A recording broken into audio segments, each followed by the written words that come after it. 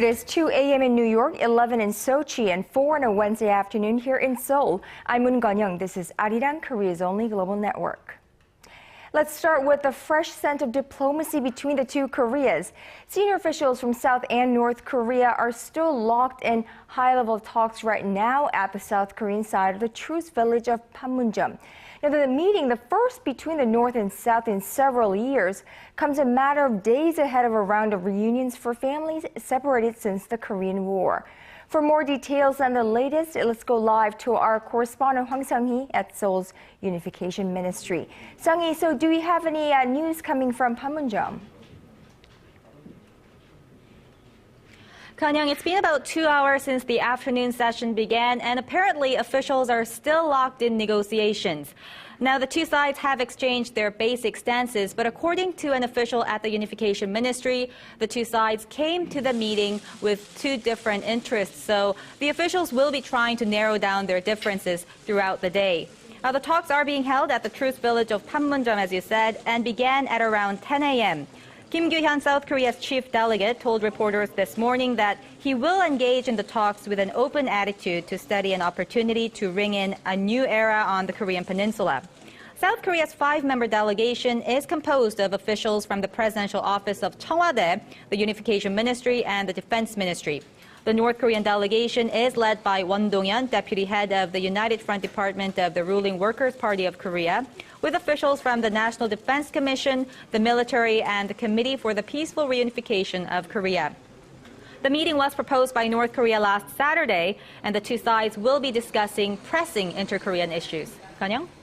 So, Sang-hee, you said that according to Seoul's Unification Ministry, the two sides came with two different interests. But do we have an idea of what kind of topics were discussed during today's talks? Kanyang, it's very rare to see the two Koreas engage in talks without a fixed agenda. However, South Korea's chief delegate told reporters this morning that South Korea will focus on making sure that the upcoming family reunions take place next week as planned. As you know, Koreas are scheduled to resume the reunions from February 20th to the 25th, and if held, it will be the first such event in more than 3 years. However, the reunion event won't be North Korea's top priority at today's meeting. Experts say Pyongyang will be seeking to stop the upcoming joint military exercises between Seoul and Washington, which is scheduled to begin at the end of this month.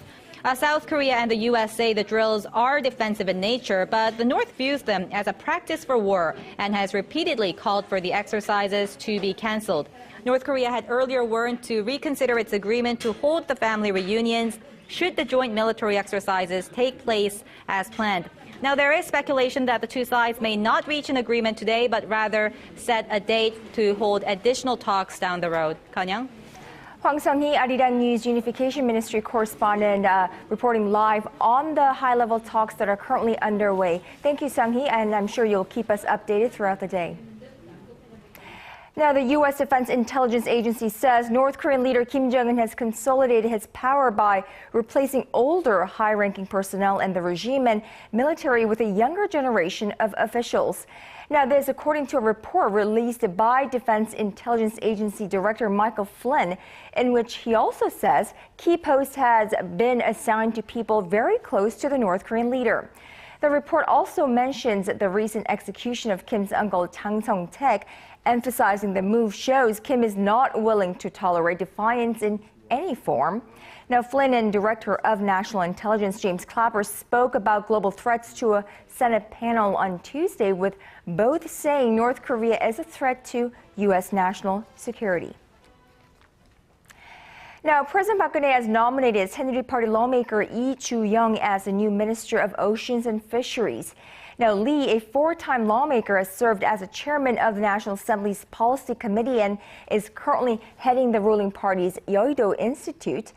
The presidential office of Cheong Wa Dae says that Lee will be the right person to stabilize the Oceans and Fisheries Ministry with his broad understanding of government affairs as a longtime lawmaker.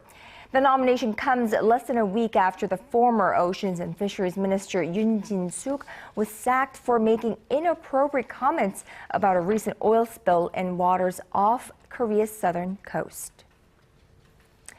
Now, mixed signals out of the nation's labor market today. Korea's unemployment rate inched up last month, but job creation sped up as more people ventured out into the job market amid signs of an economic recovery. Hwang Ji-hye has the details. Hiring in Korea seems to be picking up amid signs that the domestic economic recovery is gaining momentum. Statistics Korea said Wednesday that the Korean economy added more than 700,000 jobs last month, the fastest pace of expansion in 12 years. That is also much larger than the gain of 560,000 in December last year and roughly 590,000 in November. The number of employed people in January stood at 24.7 million. The jobless rate, however, also inched up 0.1 percentage points last month from the previous year to 3.5%. The statistics agency attributes last month's rise in both job creation and the unemployment rate to a decline in the number of people who gave up looking for a job. It went on to say that more people were out searching for work amid stronger signs of an economic recovery. The domestic economy grew 2.8% in 2013 from the previous year, which represented a reversal of a two-year slowdown and 2% growth in 2012. Korea's youth unemployment rate for people between the ages of 15 and 29, meanwhile, rose 1.2 percentage points last month from a year earlier to 8.7%. Hwang Ji-hye, ARIRANG News. Meanwhile, over in Washington, U.S. Federal Reserve Chief Janet Yellen has vowed to support the approach to stimulus tapering that her predecessor Ben Bernanke started to pursue before he stepped down last month. Making her first public comment since taking the helm, Yellen sounded optimistic about the prospects for the U.S. economy. Kim Jongun reports. In her first public appearance as Federal Reserve Board Chair on Tuesday, Janet Yellen told Congress that while the labor market recovery still has a way to go despite a drop in unemployment, the Fed will continue to reduce the support it's providing the U.S. economy through monthly bond purchases. The recovery in the labor market is far from complete. Purchases are not on a preset course, and the committee's decisions about their pace will remain contingent on its outlook for the labor market and inflation, as well as its assessment of the likely efficacy and costs of such purchases. Analysts say Yellen's testimony signals a continuation of the policies started under her predecessor, Ben Bernanke. Under Bernanke, the Fed bought trillions of dollars worth of bonds to drive long-term borrowing costs lower. In December of last year, it started to scale back its stimulus program. The new Fed chief also noted the recent turbulence in the world's financial markets. We have been watching closely the recent volatility in global financial markets. Our sense is that at this stage, these developments do not pose a substantial risk to the U.S. economic outlook.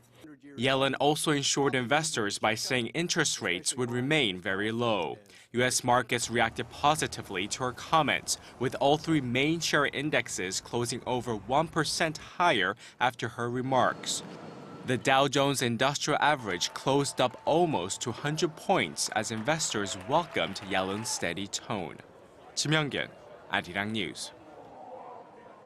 Korea's export prices rose for the first time in 7 months in January due in large part to the weakening local currency.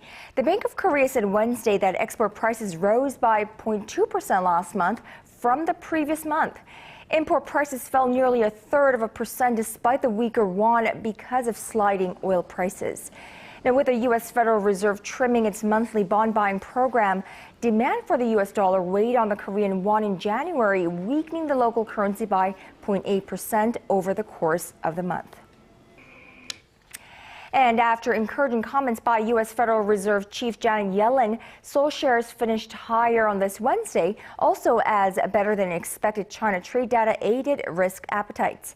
Now at the closing bell, the benchmark Kospi finished 0.2% higher at 1936 after hitting an intraday high of 1942. Now that would be the highest level since January 24th. The Cheong Wa Dae also gained 0.3%, while on the foreign exchange counter, the Korean currency closed stronger against the greenback at 1,062 won. Korea is less vulnerable to external factors than other emerging economies.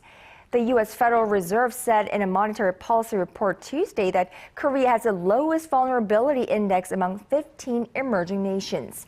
Now, the index surveys indicators such as inflation rate, current account balance, and ratio of foreign exchange reserves to gross domestic product.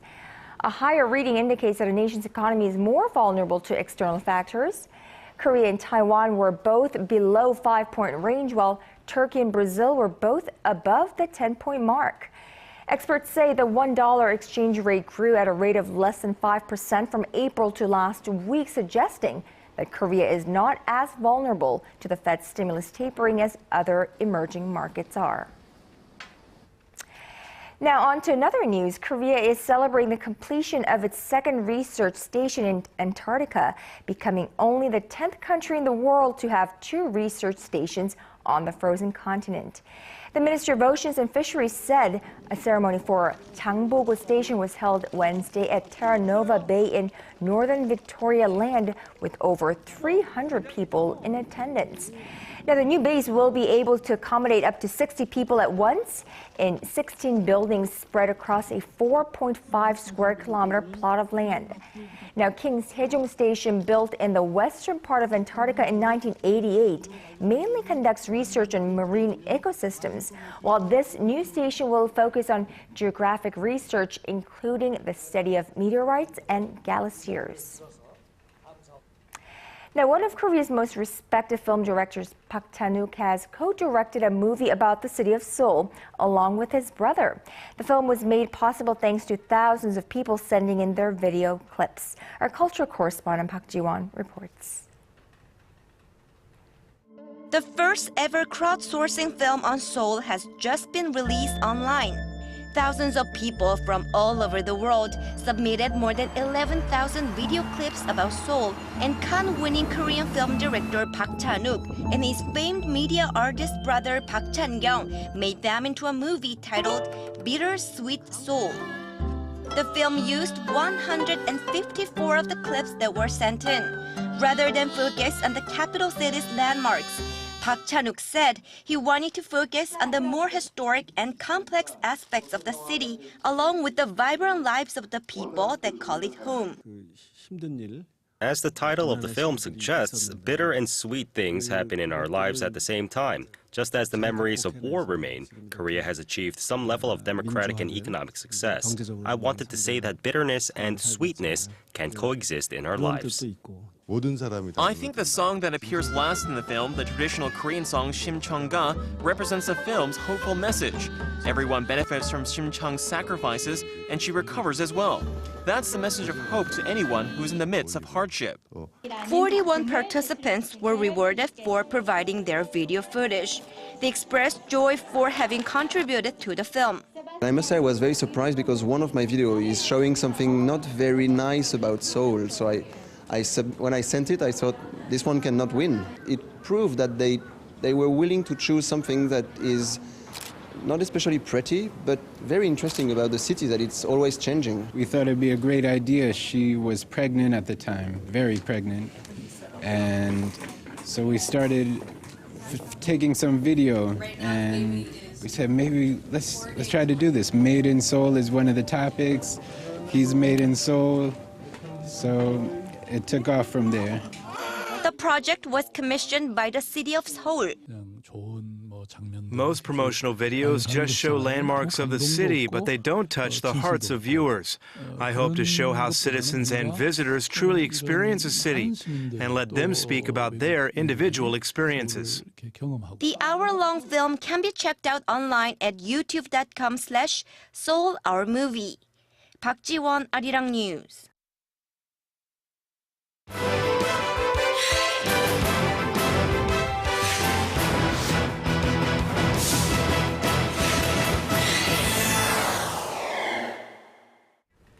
Now, in Sochi, Korea had been having a quiet Winter Olympics up until Tuesday night with no medals to show from 4 days of action. Well, female speed skater Lee Sang-hwa changed all that with a stunning performance, which saw her win the gold medal in the 500-meter race and smash the Olympic record. Shin Se-min reports.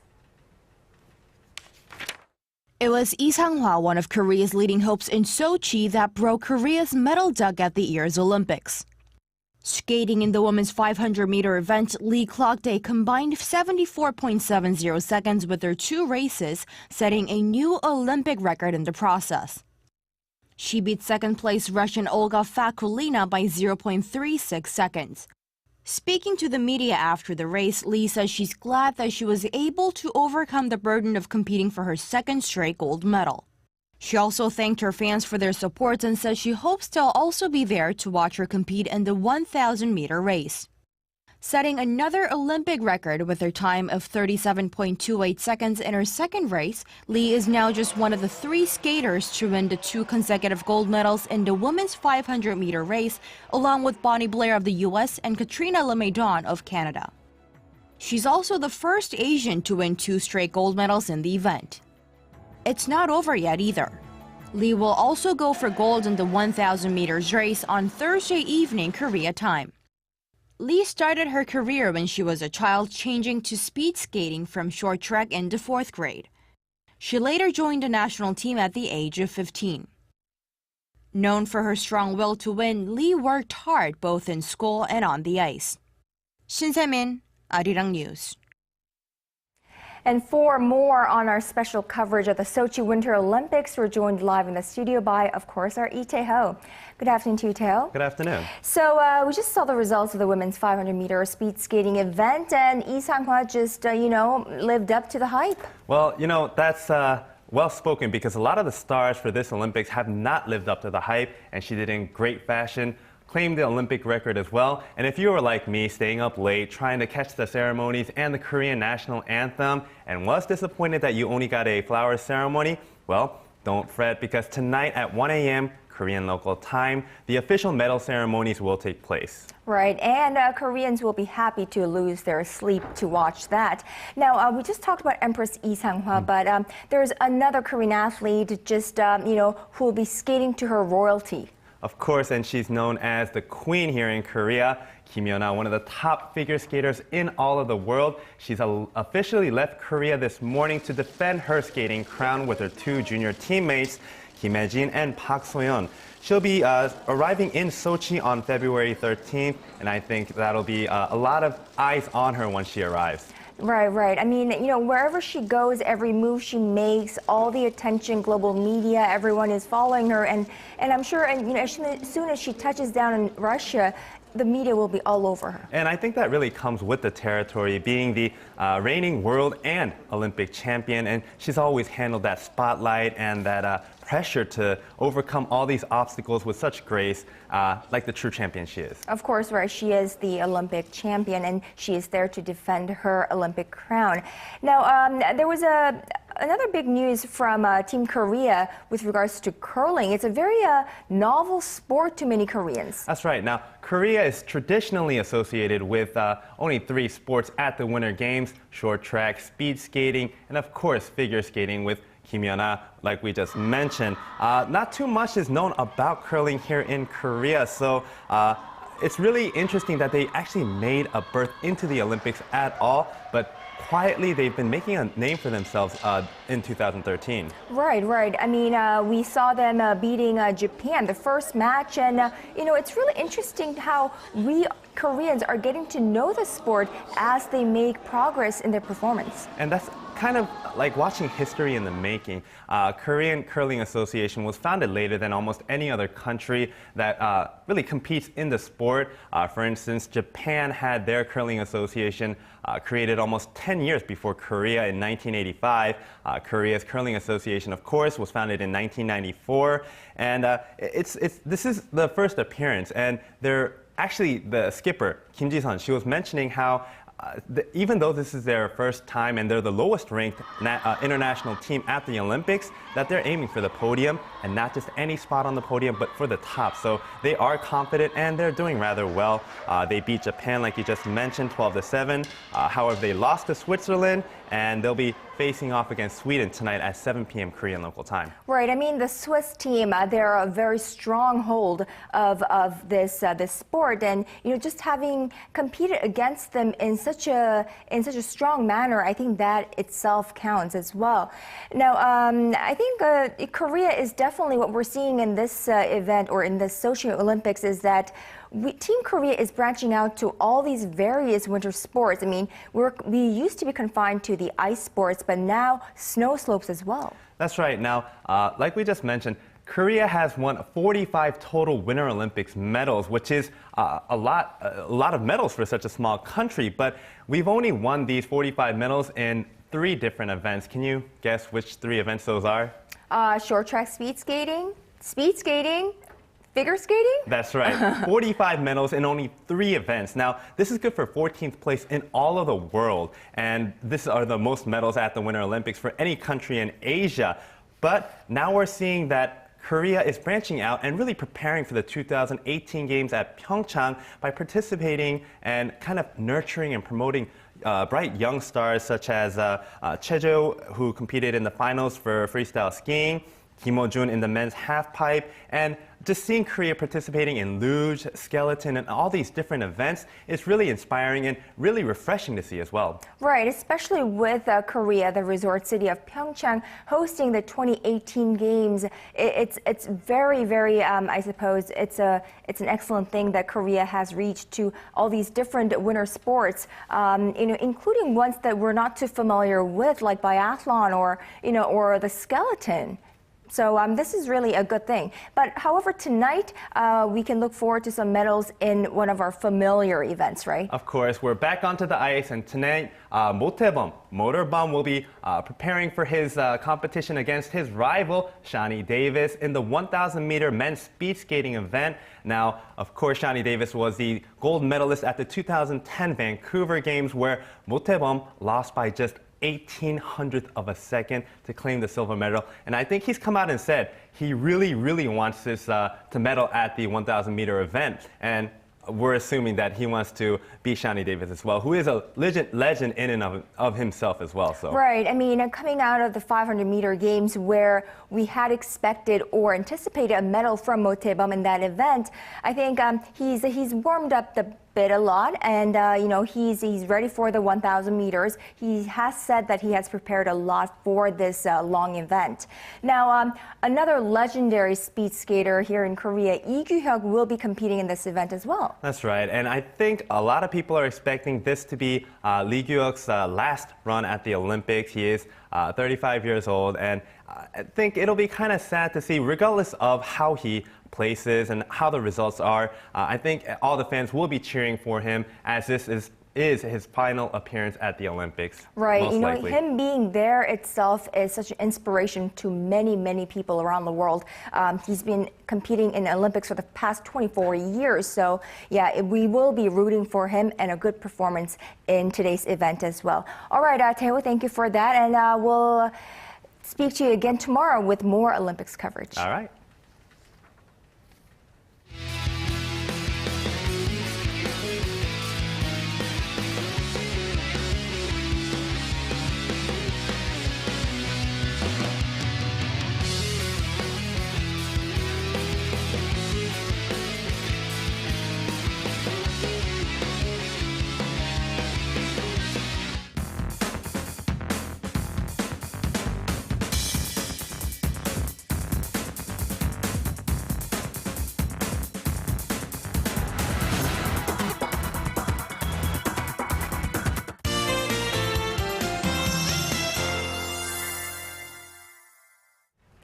Let's now turn to our Michelle Park at the Weather Center for the latest forecast. Michelle, first, before we head on to Korean weather, how are things looking over in Sochi for day 5 of the Olympics? Well, Sochi is having a quite difficult time right now because the temperature this week have been slightly above the historical averages. And temperature has gone up again, hitting up to 14 degrees Celsius today. And it's another sunny day over there with the light breeze. And now moving on to the weather forecast for Korea, we have another fairly warm weather and a sunny day ahead of us. And it looks like this will continue throughout the week. For more details, let's move over to our satellite map. We have partly cloudy skies with mild condition all over the nation, but we are expecting more snow to fall along the east coast region tonight until Friday. Now going over to the readings. Seoul will top out at 6 in the afternoon. Meanwhile, the southern cities such as Gwangju and Busan will peak up to 9 and 8 degrees respectively. Now down onto Jeju Island, we can expect chances of rain. Dokdo will get up to 0, while Mankumgang tops out at -6. Well, that's all for now. I'm Michelle Park, and back to you, Kanyang. Thank you, Michelle, for that. And that brings us to the end of this newscast. But stay tuned to Arirang. We have a lot more coming your way on Early Edition at 6.